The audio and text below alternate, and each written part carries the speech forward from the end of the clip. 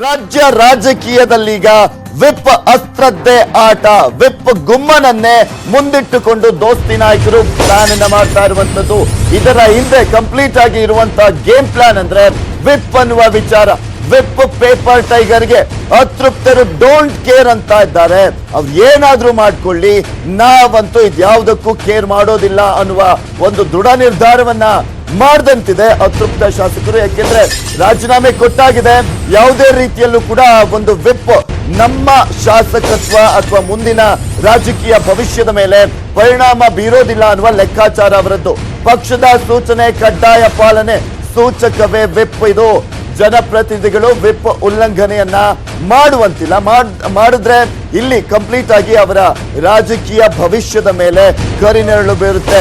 ಒಂದು ವೇಳೆ ಮಾಡಿದ್ರೆ ಪಕ್ಷದಿಂದ ಕಾನೂನು ಕ್ರಮವನ್ನ ಕೈಗೊಳ್ಳಲಾಗುತ್ತೆ.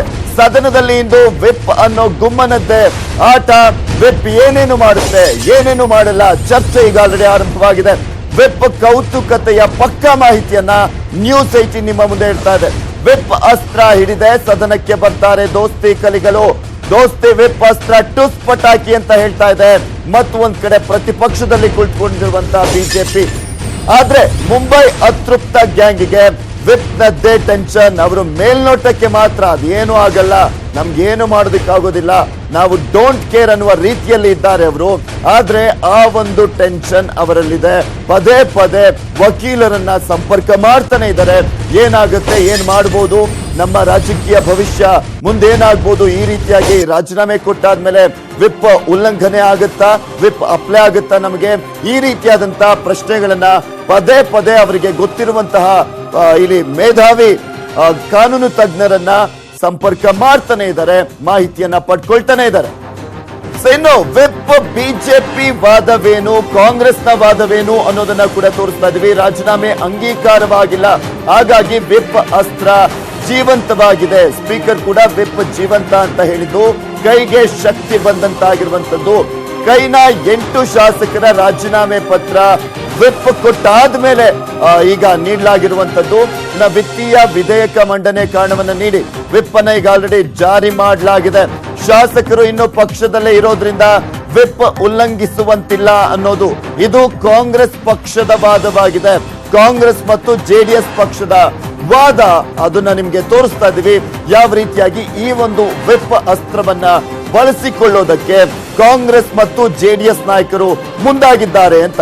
ಯಾಕೆಂದ್ರೆ ಇಲ್ಲಿ 8 ಶಾಸಕರ ರಾಜೀನಾಮೆ ಪತ್ರ ಸರಿಯಾಗಿಲ್ಲ, ಕ್ರಮಬದ್ಧವಾಗಿಲ್ಲ ಅಂತ ಸ್ಪೀಕರ್ ಹೇಳಿರ್ತಾರೆ. ಸೊ ಹೀಗಾಗಿ ಖುದ್ದಾಗಿ ಅವರೆಲ್ಲರೂ ಕೂಡ ಬಂದು ನನ್ನನ್ನ ಭೇಟಿಯಾಗಿ ರಾಜೀನಾಮೆ ಕೊಡಬೇಕು ಅನ್ನೋದನ್ನ ಹೇಳ್ತಿದ್ದ ಹಾಗೆ ನಿನ್ನೆ ಎಲ್ಲರೂ ಕೂಡ ಬಂದಿದ್ರು. ಸುಪ್ರೀಂ ಕೋರ್ಟ್ ಆದೇಶ ಕೂಡ ಆಯ್ತು. ಅದಕ್ಕೂ ಮುಂಚೆನೆ ವಿಪ್ ಅನ್ನ ಜಾರಿ ಮಾಡಿತ್ತು ಕಾಂಗ್ರೆಸ್ನ ಪಕ್ಷ ಹಾಗೆ ಜೆಡಿಎಸ್ ಪಕ್ಷ. ಸೊ ಹೀಗಾಗಿ ದೋಸ್ತಿ ನಾಯಕರು ಎಲ್ಲ ಪ್ಲಾನ್ ಅನ್ನ ಮಾಡಿಕೊಂಡೆ ಈ ರೀತಿಯಾಗಿ ತಂತ್ರವನ್ನ ರೂಪಿಸಿದ್ರು. ಇದು ಕಾಂಗ್ರೆಸ್ ಮತ್ತು ಜೆಡಿಎಸ್ ನ ಪ್ಲಾನ್. ಆದ್ರೆ ವಿಪ್ಗೆ ಬಿಜೆಪಿಯ ವಾದವೇನು ಅನ್ನೋದನ್ನ ಕೂಡ ನಿಮ್ಮ ಮುಂದೆ ಇಡ್ತೀವಿ. ಬಿಜೆಪಿ ಯಾವ ರೀತಿಯಾಗಿ ಸ್ಟ್ರಾಟಜಿಯನ್ನ ರೂಪಿಸಿದೆ, ಯಾವ ರೀತಿಯಾದಂತ ತಂತ್ರ ಅಂತ. ಶಾಸಕರು ರಾಜೀನಾಮೆ ಕೊಟ್ಟಿರೋದ್ರಿಂದ ವಿಪ್ ಅನ್ವಯಿಸೋದಿಲ್ಲ. ಸ್ವ ಇಚ್ಛೆಯಿಂದ ರಾಜೀನಾಮೆ, ಹಾಗಾಗಿ ವಿಪ್ ಅನ್ವಯಿಸೋದಿಲ್ಲ. ರಾಜೀನಾಮೆ ಕೊಟ್ಟ ನಂತರ ವಿಪ್ ಜಾರಿ ಮಾಡಲಾಗಿದೆ. ಪ್ರಮುಖ ನಿರ್ಣಯ ಸದನದಲ್ಲಿ ಇಲ್ಲ ಅನ್ನುವ ವಿಚಾರಕ್ಕೆ ಸಂಬಂಧಪಟ್ಟಂತೆ ಬಿಜೆಪಿಯ ವಾದ ಇದು. ಸ್ಪೀಕರ್ ವಿಳಂಬವೇ ಕಾರಣ, ಹಾಗಾಗಿ ವಿಪ್ಗೆ ಹೆದರಬೇಕಾಗಿಲ್ಲ ಅನ್ನೋದು ಬಿಜೆಪಿ ವಾದ. ಇದೇ ವಿಚಾರಗಳನ್ನ ಇಟ್ಕೊಂಡು ಅವರು ಕೂಡ ಅತೃಪ್ತ ಶಾಸಕರಿಗೆ ಧೈರ್ಯವನ್ನ ತುಂಬುತ್ತಾ ಇದ್ದಾರೆ.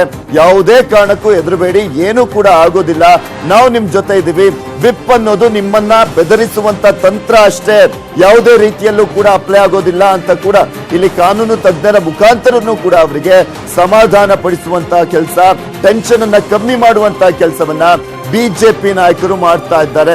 ಇಲ್ಲಿ ಮೇನ್ಲಿ ಇರೋದು ವಿಪ್ ಯಾವ ರೀತಿಯಾಗಿ ಅನ್ವಯಿಸುತ್ತೆ, ಯಾವ ರೀತಿಯಾಗಿ ಅನ್ವಯಿಸೋದಿಲ್ಲ, ಏನ್ ಮಾಡ್ತಾರೆ ವಿಪ್ ಜಾರಿಯಾದಂತ ಸಂದರ್ಭದಲ್ಲಿ, ವಿಪ್ ಯಾವಾಗ ಅಪ್ಲೈ ಆಗುತ್ತೆ.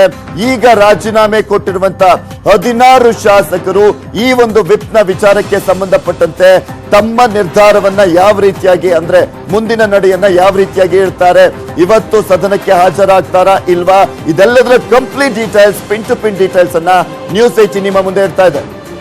ನೋಡ್ತಾ ಇದ್ರೆ ಒಂದ್ ಕಡೆ ಕಾಂಗ್ರೆಸ್ನ ವಾದವನ್ನ ಮತ್ತು ಒಂದ್ ಕಡೆ ಬಿಜೆಪಿ ಯಾವ ರೀತಿಯಾದಂತಹ ಸ್ಟ್ರಾಟಜಿಯನ್ನ ರೂಪಿಸಿ ವಿಪ್ನ ವಿಚಾರಕ್ಕೆ ಸಂಬಂಧಪಟ್ಟಂತೆ ತನ್ನ ವಾದವನ್ನ ಮಂಡಿಸೋದಕ್ಕೆ ಮುಂದಾಗಿದೆ. ಇನ್ನೊಂದ್ ಕಡೆ ಕಾಂಗ್ರೆಸ್ನ ಪ್ಲಾನ್ ಯಾವ ರೀತಿಯಾಗಿದೆ ಅನ್ನೋದನ್ನ ನಿಮ್ಮ ಮುಂದೆ ನ್ಯೂಸ್ 18 ಕನ್ನಡ ಸವಿವರವಾಗಿ ಇಡ್ತಾ ಇದೆ. ಎಲ್ಲದ್ರ ಬಗ್ಗೆ ಕಂಪ್ಲೀಟ್ ಡೀಟೇಲ್ಸ್ ಅನ್ನ ನೀಡ್ತಾರೆ ನಮ್ಮ political bureau chief Chidanand Patel. ನೇರ ಸಂಪರ್ಕದಲ್ಲಿ ಜಾಯ್ನ್ ಆಗ್ತಾ ಇದ್ದಾರೆ. ಎಸ್ ಚಿದಾನಂದ್ ಪಟೇಲ್, ನೋಡ್ತಾ ಇದ್ದೀವಿ ವಿಪ್ ಅನ್ನುವ ಅಸ್ತ್ರವನ್ನೇ ಇಟ್ಕೊಂಡು ದೋಸ್ತಿ ನಾಯಕರು ಕಾಂಗ್ರೆಸ್ನ ಅತೃಪ್ತ ಶಾಸಕರು ಜೆಡಿಎಸ್ನ ಅತೃಪ್ತ ಶಾಸಕರನ್ನ ಮಟ್ಟ ಹಾಕೋದಕ್ಕೆ ಕಟ್ಟಿ ಹಾಕುವಂತ ಪ್ರಯತ್ನವನ್ನ ಮಾಡ್ತಾ ಇದ್ದಾರೆ.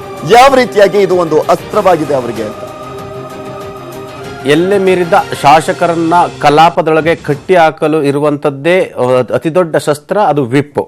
ಅಂದ್ರೆ ಶಾಸಕರನ್ನ ಹಿಡಿದಿಟ್ಟುಕೊಳ್ಳುವ ಸಲುವಾಗಿ ಕೊಡ್ತಕ್ಕಂಥ ಒಂದು ನೋಟಿಸ್ ಅಂತ ಹೇಳಿದ್ರು ತಪ್ಪಾಗ್ಲಾರ್ದು. ಈ ವಿಪ್ ಅನ್ನ ಉಲ್ಲಂಘನೆ ಮಾಡಿದ್ರೆ ಶಾಸಕ ಸ್ಥಾನವೇ ಅನರ್ಹ ಆಗುತ್ತೆ. ಯಾಕಂತ ಹೇಳಿದ್ರೆ ಕಲಾಪ ನಡೀತಿರುವಾಗ, ಸದನ ನಡೀತಿರುವಾಗ ವಿಪ್ ಅನ್ನ ಜಾರಿಗೊಳಿಸಿದ ಸಂದರ್ಭದಲ್ಲಿ, ವಿಪ್ ಅನ್ನು ಸ್ವೀಕರಿಸಿದಂತ ಸಂದರ್ಭದಲ್ಲಿ ವಿಪ್ ಉಲ್ಲಂಘನೆ ಆದ್ರೆ ಆತ ಅನರ್ಹಗೊಳ್ತಾನೆ. ಹಾಗಾಗಿ ಇದೇ ಅಸ್ತ್ರವನ್ನು ಇಟ್ಟುಕೊಂಡು ಬಹುತೇಕ ದೇಶದ ಸಾಂವಿಧಾನಿಕ ಸಂದರ್ಭದ ಬಿಕ್ಕಟ್ಟು ಎದುರಾದ ಸಂದರ್ಭದಲ್ಲಿ ಶಾಸಕರ ಮೇಲೆ, ಸಂಸದರ ಮೇಲೆ ಅಸ್ತ್ರವನ್ನ ಪ್ರಯೋಗ ಮಾಡಲು ಇಟ್ಕೊಂಡಿರ್ತಕ್ಕಂಥ ಒಂದು ಪ್ರಮುಖವಾದ ಒಂದು ಶಸ್ತ್ರ. ಹಾಗಾಗಿ ಈಗಾಗಲೇ ವಿಪ್ ಸಂಬಂಧಪಟ್ಟ ಬಹಳಷ್ಟು ಚರ್ಚೆ ನಡೀತಿದೆ. ಒಂದು ಕಡೆ ರಾಜೀನಾಮೆ ನಾವು ಕೊಟ್ಟಿದ್ದೇವೆ, ಹಾಗಾಗಿ ವಿಪ್ ನಮಗೆ ಅನ್ವಯ ಆಗಲ್ಲ ಅನ್ನೋದು ಈಗಾಗಲೇ ರಾಜೀನಾಮೆ ಕೊಟ್ಟಿರುವಂತಹ MLA ಗಳ ಒಂದು ವಾದ.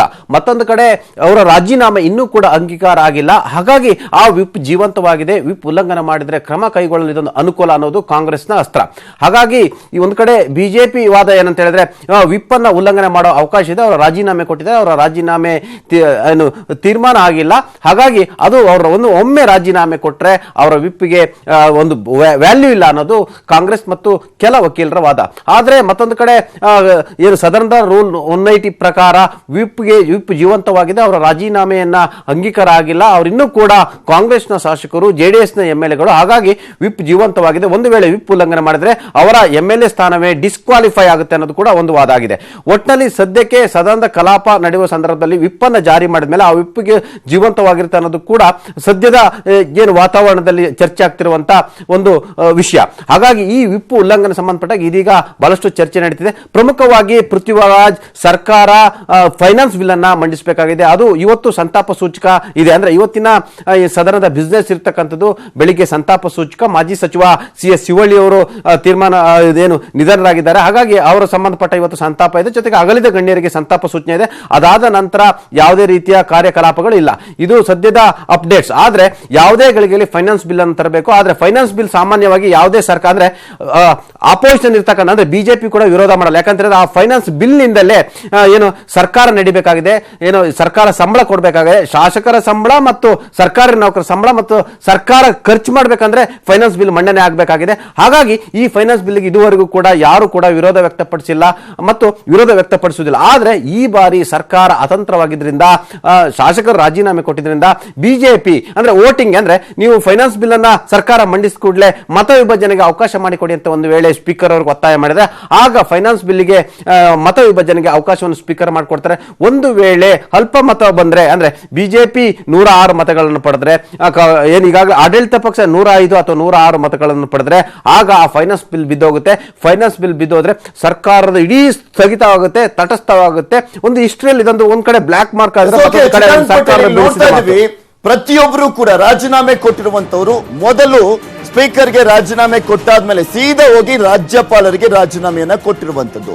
ಸೊ ಇದು ಒಂದು ಪ್ರಮುಖವಾದಂತಹ ತಂತ್ರ ಬಿಜೆಪಿಯದ್ದು. ಸೊ ಈಗ ರಾಜ್ಯಪಾಲರು ಎಲ್ಲರೂ ಕೂಡ ನನಗೆ ರಾಜೀನಾಮೆ ಕೊಟ್ಟಿದ್ದಾರೆ, ನಿನ್ನೂ ಕೂಡ ಈ ಸ್ಪೀಕರ್ ಅವರಿಗೆ ಮತ್ತೆ ಖುದ್ದಾಗಿ ಹೋಗಿ ರಾಜೀನಾಮೆ ಕೊಟ್ಟಿರುವಂತದ್ದನ್ನ ಕನ್ಫರ್ಮ್ ಮಾಡ್ಕೊಂಡಿರ್ತಾರೆ. ಅವ್ರಿಗೂ ಕೂಡ ಗೊತ್ತಿದೆ ರಾಜ್ಯ ರಾಜಕೀಯದಲ್ಲಿ ಏನಾಗ್ತಾ ಇದೆ ಅಂತ. ಇನ್ನೊಂದ್ ಕಡೆ ಅತೃಪ್ತರಿಗೆ ಟೆನ್ಷನ್ ಇದೆ, ರಾಜ್ಯಪಾಲರು ಏನ್ ಮಾಡ್ಬೋದು ಅಂತ.